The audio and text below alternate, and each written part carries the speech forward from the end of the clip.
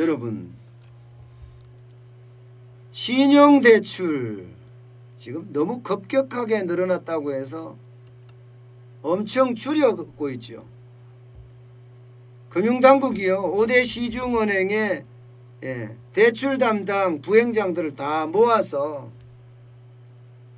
실제로 신용대출 적게 해라 뭐 종용한 거나 다름없습니다.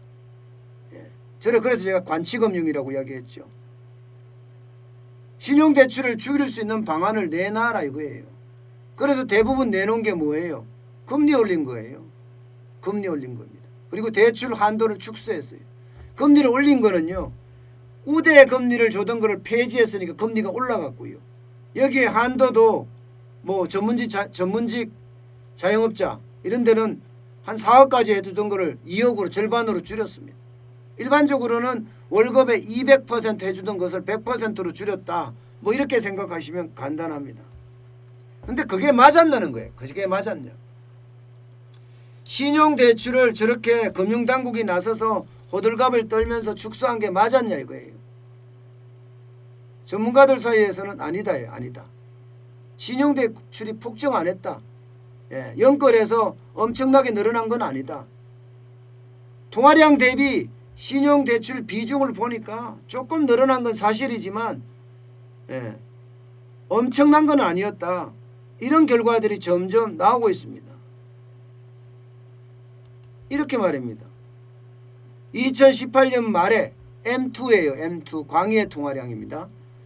M2 대비 신용대출이 7.1%, 2019년 말엔 7.2%, 2020년 올해입니다. 올해 7월에는 7.3%밖에 되지 않는다 이거예요. 7.3%.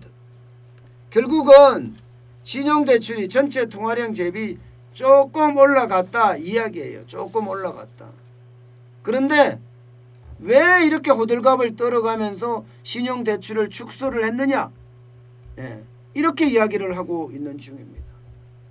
M2라는 게 광의의 통화량이라는 게 여러분 현금이나 요구불 예금, 입출식 예금, 뭐 마켓머니 펀드라든가 2년 미만의 정기 예적금, 수익증권, CD, 양도성 예금정수죠.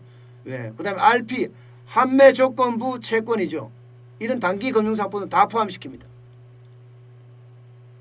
거기 대비해서 신용대출이 많지 않다는 거예요. 문제는 여러분, 문제는 이게 기업 대출이 늘어나는 거나 신용대출이 늘어나는 거나 이것도 비슷하다는 거예요.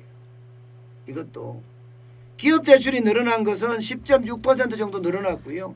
신용대출, 가계 신용대출도 10.6% 늘어났다는 겁니다. 똑같다는 거예요. 여러분 가계도요. 가계도 경제 주체입니다. 기업도 경제 주체지만 기업이 10.6% 늘어날 때 가계도 10.6% 늘어났다. 이것은 과도한 것은 아니라는 거예요. 그런데 유독 신용대출만 문제로 꼽았다는 겁니다. 그런데 이게 여러분 신용대출만 문제로 꼽으니까 제일 힘들어지는 게 자영업자입니다. 실제로 보세요. 신용대출을 지난 5개월 동안 줄인 거 보세요. 9월이 3조 5천억 원이에요. 3조 5천억 원. 8월이 6조 2천억 원인 거에 비하면 엄청나게 떨어졌잖아요. 엄청나게. 그런데 실제로 신용대출한 그 대출 성격을 조사를 해보니까 이게 자영업자들이 진짜 충격을 받게 생겼구나 하는 생각을 할 수밖에 없습니다. 생계자금이 50%예요. 생계자금이. 여기서 신용대출 받아서 부동산으로 가겠다 하는 사람은 5%밖에 안 됩니다. 5%. 결국은 신용대출금 자체가 많은 사람들의 생계자금이었다는 이야기예요. 생계자금인데 이것을 만약에 줄인다 그러면 자영업자들이 어려워졌다. 그러면 파산하는 자영업자도 더 많아질 거다. 가게가 그만큼 어려워지니까 말입니다. 실제로 말입니다. 이게 신용대출을 줄이잖아요. 그러면 제2금융권으로 가게 돼 있어요. 제2금융권으로. 카드나 캐피탈이나 저축은행으로 갈 수밖에 없습니다. 그러면 자영업자는 더 힘들어집니다. 왜? 지금 금리는 신용대출이 2%에서 3% 사이지만 제2금융권 대출은 적어도 평균이 14%는 된다. 여기에다 카드론까지 가면 박살난다. 이렇게까지 이야기하고 있어요. 결국 자영업자들은 이렇게 어렵고 저렇게 어렵고 대출에서도 굉장히 어렵다는 이야기. 대출에서도.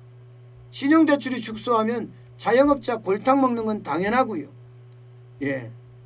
가계의 연속성도 쉽게 말하면 가계 유지도 하기 힘들어질 가능성이 있어요. 그래서 사람들이 카드를 만들어서 카드 돌려막기 하고 있잖아요. 이쪽 카드 대출 받아서 이쪽 카드 맞고 카드 돌려막기를 하고 있을 정도로 지금 경제가 굉장히 어렵다는 겁니다. 지금 제일 중요한 건 여러분, 지금 제일 중요한 거예요. 어떻게 하든 경기가 활성화돼야 돼요. 어떻게 하든. 그래서 대출금을 갚을 수 있게끔 준비를 해가야 돼요. 시간이 별로 없습니다. 10월, 11월, 12월, 1월, 2월 뭐 길게 가면 3월까지죠. 6개월이 6개월. 6개월 안에 경기가 굉장히 좋아져야 합니다. 경기가. 그래서 자영업자들이 돈을 많이 벌어야 돼요. 가게가. 한계 기업들이 이제는 좀비 기업을 탈출해야 돼요. 6개월 안에. 그렇지 않으면 내년에 3월, 4월 내년 봄에 가면 이제 대출 상환하는 압박 들어오기 시작하고요. 이자 내라는 압박 들어오기 시작합니다. 과연 그때 가게나 기업이 돈을 낼 수 있을까요? 그러려고 하면 지금 시간이 없는 이 공간에 많은 소비가 일어나게끔 도와줘야 됩니다. 소비가 일어나게끔. 장사가 잘 되게끔 도와줘야 돼요. 그러니까 정부도 뭐 소비 쿠폰 뿌리겠다 이야기하죠. 8대 소비 쿠폰 뿌리겠다 이렇게 이야기하잖아요. 어떻게 하든 빨리 일어나서 나중에 대출 갚을 수 있어야 돼요. 근데 지금 현재 상황은 굉장히 나쁩니다. 여러분. 현재 상황 굉장히 나빠요. 얼마나 나쁘냐. 지금 대출 만기 연장을 해주고 이자 상환을 유예를 해줬는데도 불구하고 연체율이 더 늘어나고 있어요. 연체율이 높아지고 있어요. 가계 연체율도 높아지고요. 자영업자 연체율도 높아지고요. 한계 기업은 더 많아지고 있고요. 한계 기업은. 이자 보상 비율이 1이 안 되는 기업들이 많다니까요. 돈 벌어서 이자도 못 갚는다는 이야기입니다.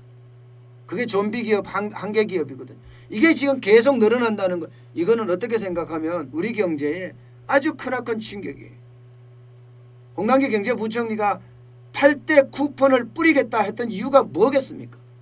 지금 1차 재난지원금 뿌렸는데 효과가 안 나타나고 2차 재난지원금 7조 8천억 뿌렸는데 효과가 안 나타난다는 이야기예요. 결국 바닥 경제가 지금 회복의 기미가 안 보인다는 이야기예요. 분명한 것은 매출이 좀 늘어나고 있거든요. 제가 있는 이 문정동 법조타운도 다녀봤고요. 저기 송파구 방이동도 다녀봤고요. 또 강남구 삼성동도 골목길에 들어가 봤습니다. 뭔가 매출이 조금씩 올라가는 모양새예요. 그렇지만 전체적으로는 아직 낮다. 쉽게 말하면 돈 벌어서 돈을 쌓을 수 있는 시간은 안 된다. 직원 월급까지는 줄 수 있는데 임대료는 낼 수 있는데 내가 돈 벌 수 있는 상황은 아직 아니다. 이런 이야기거든요. 그러면 이게 신용대출 자체가 자영업자들이 쓰던 거였다면 지금이라도 다시 재고할 여지가 있습니다. 재고할 여지가. 무리하게 대출을 축소하면 자영업자에게는요 목숨줄을 끊는 것과 진배 없습니다. 그러니까 이게 참 현장을 몰라요. 문재인 정부는 대부분 탁상공론인 것 같아요. 경제를 함에 있어서 현장을 중심으로 해야 되는데 이게 모든 게 어떻게 하면 표를 얻을 것인가 이 중심으로 간다는 게 저는 참 안타깝습니다. 저는 참 안타까워요. 그런데도 지지율이 지금 문재인 대통령의 지지율이 어느 정도입니까? 여러분들 상상이나 되세요? 저는 문재인 대통령의 지지율이 거의 뭐 4%, 5%가 완전히 붙박입니다. 완전히 강철이에요. 안 무너져요. 왜 안 무너질까요? 지지하는 사람이 많다는 이야기잖아요. 물론 설문조사의 신빙성의 문제는 또 있을 수 있습니다. 그런데 제가 설문조사하는 그 조사 업체들, 많이 아는 업체들, 그런데 물어보면 딱 이야기해요. 조금 올라간 건 맞을 거야.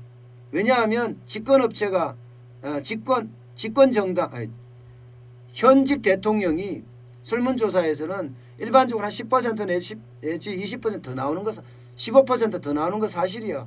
실제로도 한 30% 될 걸 아마 이렇게 이야기합니다. 실제로도. 콘크리트 지지율 아니에요. 콘크리트 지지율. 저는 그게 이해가 안 돼요. 지금 경제가 진짜 망가졌거든요. 그래서 해석하는 걸 보면요. 이게 4050 세대. 옛날에 50 세대들은요. 보수적인 경향이 굉장히 강했는데 지금은 진보가 더 높다는 겁니다. 진보가. 그리고 보면요. 우리 세대가 4050 우리 세대들이 학생운동을 굉장히 많이 했던 세대들이에요. 학생운동을 굉장히 많이 했던 세대들이에요. 그러니까 나름대로는 진보에 대한 성향이 강하고 그래서 문재인 대통령의 지지율이 콘크리트 지지율이다. 이재명 경기도지사가 20%까지 이게 마의 벽이라고 하거든. 20%가. 근데 이거를 끌어올리는 이유는 바로 콘크리트 청들이 옛날에 학생운동을 하던 지지 세력들 그 세력들이 진보로 정착을 해서 그들이 지지하는 것 아니냐. 예, 이렇게 요즘은 평가를 내놓더라. 그런 것 같기도 합니다. 제 주변에도 보면 50대인데도 보면 진보가 많거든요. 예, 말이 안 통하는 진보들 굉장히 많습니다. 경제 수치로 말해보면 진짜 엉망이거든요. 그런데 무조건적이에요. 무조건적. 참 그런 걸 보면 앞으로도 참 어려워지겠구나 그런 생각 많이 해봅니다. 어쨌든 표 중심이 아니라 이게 경제 지표를 어떻게 하면 올릴 것인가, 좋게 만들 것인가, 여기에 중심을 둔 정책, 이게 이제 바닥에 근간을 둔 정책이라고 저는 봅니다. 홍남기 경제부총리가 이렇게 고집을 하고 이 지표를 끌어올리기 위한 그런 추가적인 정책이 어느 때보다 필요할 때가 아닌가 싶습니다. 쿠폰 계속 나눠준다고 이거 좋아지는 거 아니거든요. 저는 친기업 정책 해야 된다고 보거든요. 기업들 이렇게 옥죄하는 게 문제가 아니고요. 기업들에게 으쌰으쌰하게 밀어주고 그들의 사기를 더 올려줘야 합니다. 그래야지만이 우리 경제는 앞날이 있지 않을까. 저는 그렇게 생각해 봅니다.